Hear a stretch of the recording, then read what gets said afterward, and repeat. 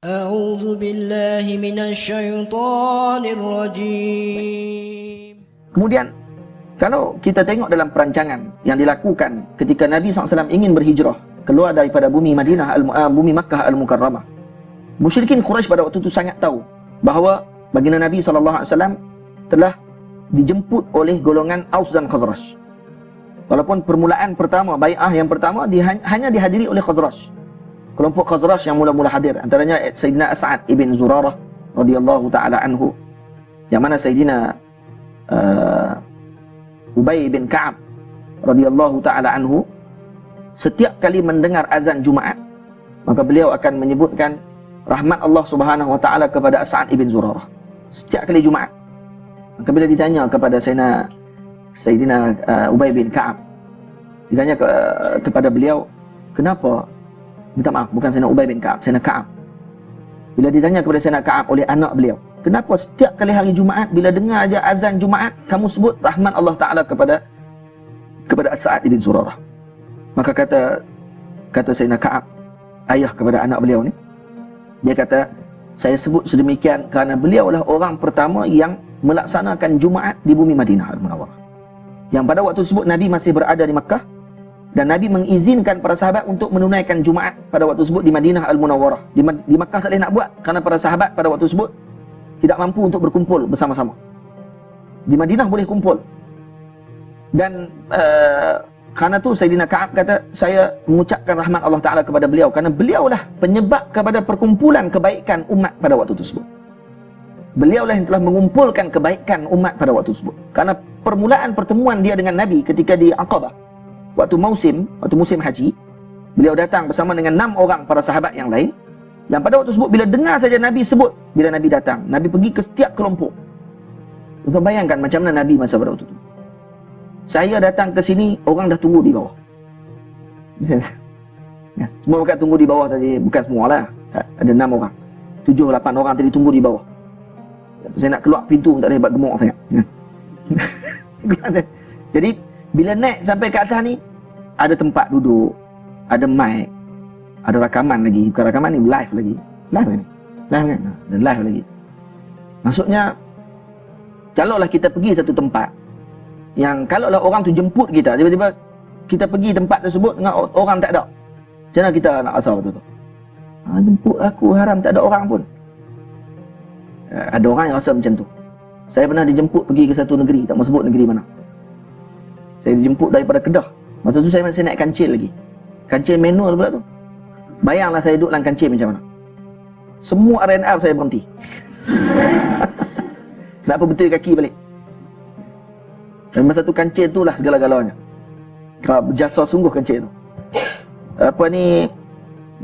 Gurun.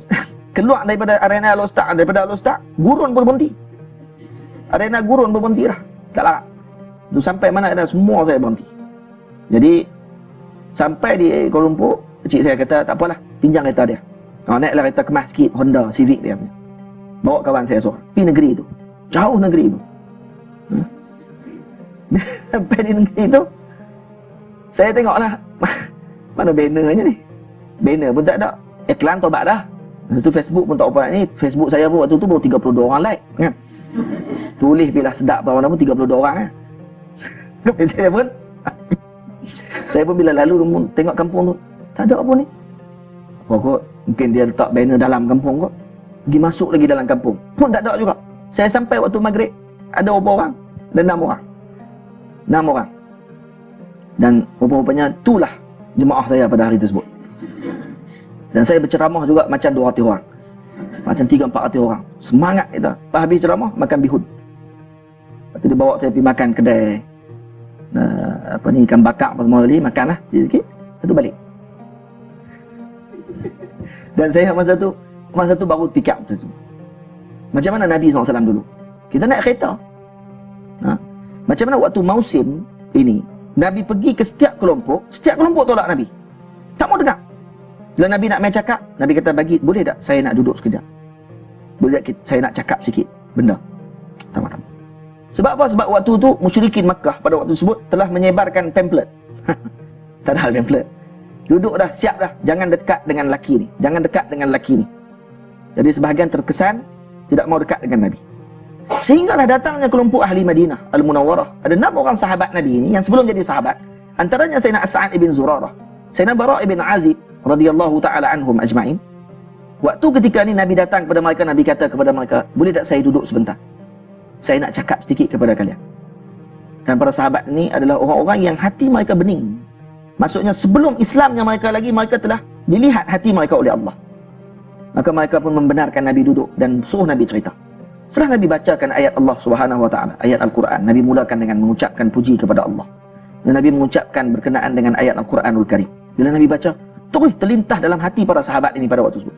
Inilah Nabi yang telah disebutkan oleh Yahudi bahawa Nabi ini nanti akan datang pada akhir zaman dan zamannya telah hampir dan tidak ada yang lain melainkan inilah dia orang. Terus pada waktu tersebut kata para sahabat ni, biar kita dulu yang mengambil fadilat tersebut sebelum Yahudi ambil. Sebab Yahudi disebut lama dah. Yahudi sebut apa? Yahudi sebut, kalaulah setiap kali mereka berkelahi dengan Aus dan Khazraj, Yahudi di Madinah, setiap kali bergaduh dengan Aus dan Khazraj, kok kalau ada geng Aus ataupun kelompok Khazraj ada buat tak kena kat mereka kan? Kok kena tibai kat pasar kan? Bila jatuh kena tibai tu, nanti mereka akan bangkit, mereka akan kata, tunggulah nanti akan datang Nabi akhir zaman dan kami akan bersama dengan Nabi akhir zaman tersebut dan kami nanti akan bunuh kamu semua ni seperti mana Ad dan Iram membunuh kaumnya pada waktu tersebut. Maksud ni tentera yang gagah ini akan membunuh kalian semua.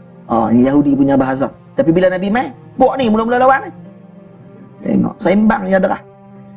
Tengok Nabi, rupanya bukan Yahudi, rupanya Arab. Tak mau dia pada waktu tersebut.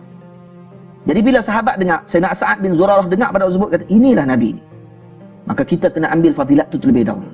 Maka terus mereka beriman kepada Nabi SAW dan menjemput Nabi datang ke Madinah. Nabi SAW kata, nanti dulu, kamu balik dulu ke negeri kamu tahun depan. Kita datang temu lagi pada tempat yang sama pada musim, yakni pada musim bulan Zulhijjah, pada waktu di Mina, di Aqabah ini, di Masjid Aqabah. Masjid dekat Mina tu ada Masjid Aqabah. Di situlah berlakunya perjanjian Aqabah tersebut. Datang pada waktu tengah malam. Nanti kita akan jumpa di situ nanti. Tahun depan. Perjanjian dia tahun depan. Setahun. Kalau kita orang dah lah orang nak tolak kita, apa tu orang ajak pula pergi negeri. Takkan tak mau. Kita akan sedia tempat semua untuk tuan pun semua kali. Dan kita tak mau lari. Dah? Nabi kata nanti dulu. Sebab tidak ada arahan. Tidak ada arahan daripada Allah. Maka pada waktu tersebut para sahabat ini balik ke Madinah. Apa yang mereka lakukan? Mereka tak duduk saja. Mereka buat kerja. Kerjanya apa dia? Diceritakan tentang Rasulullah pada waktu tersebut di setiap rumah.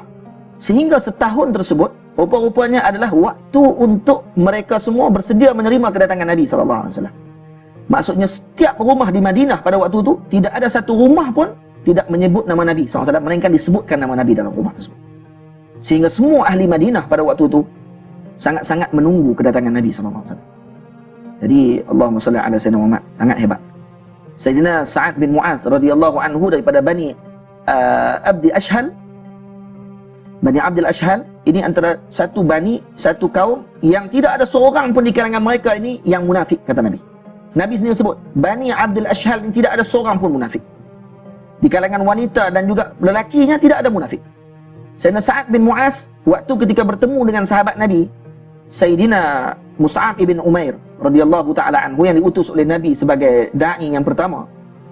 Maka bila mana bertemu dengan Sayyidina Mus'ab bin Umair menerangkan kepada beliau tentang Islam, seronok beliau, balik dia ke negeri dia, ke tempat dia, di kampung dia yang ramai beberapa ratus orang negeri di kampung dia pada waktu tersebut. Maka dia tanya kepada ahli kampung dia, apa pandangan kalian tentang aku? Maka dia jawab, kamu adalah orang yang mulia.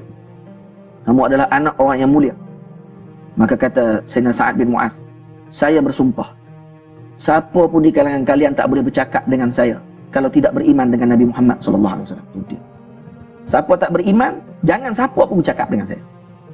Maka mulai pada pagi tersebut sampailah ke malam, setiap waktu ada orang datang dan beriman kepada Nabi SAW. Sehingga habis satu kampung beriman kepada Nabi SAW. Dan kata Nabi SAW, ini kampung, ini bani, tidak ada seorang pun munafik di kalangan mereka. Yang sungguh ini adalah kelebihan dan manaqib Bani Abdul Ashhal. Sayyidina Sa'ad bin Mu'az radhiyallahu ta'ala anhu, yang ketika wafatnya beliau bergegar arsy Allah Subhanahu wa ta'ala. Ihtazza arsyur Rahman bi mauti Sa'ad. Allah. Bergegar arsy Allah. Gembira arsy menyambut kedatangan Sayyidina Sa'ad bin Mu'az. Dan waktu ketika Sayyidina Sa'ad bin Mu'az dimandikan jenazahnya dia Sebab dia mati setelah perang, setelah peperangan. Ketika dikebumikan beliau, Nabi SAW datang dalam keadaan berjengket pada waktu tersebut, jengket-jengket. Maka para sahabat bertanya kepada Nabi Rasulullah, kenapa kamu datang dalam keadaan jengket ya Rasulullah? Maka kata Nabi SAW, saya datang berjengket kerana saya bimbang terpijak sayap malaikat Allah Subhanahu Wa Taala. Sekarang ni berada para malaikat yang melawat Sayyidina Sa'ad bin Mu'az, 70,000 malaikat yang turun daripada langit hanya semata-mata untuk memuliakan jenazah Sayyidina Sa'ad bin Mu'az radhiyallahu taala anhu. Ini orang yang sangat berjasa kepada agama Allah. Yang kerana beliau, satu kampung dan satu semua dia punya kaumnya memeluk agama Allah Subhanahu wa taala.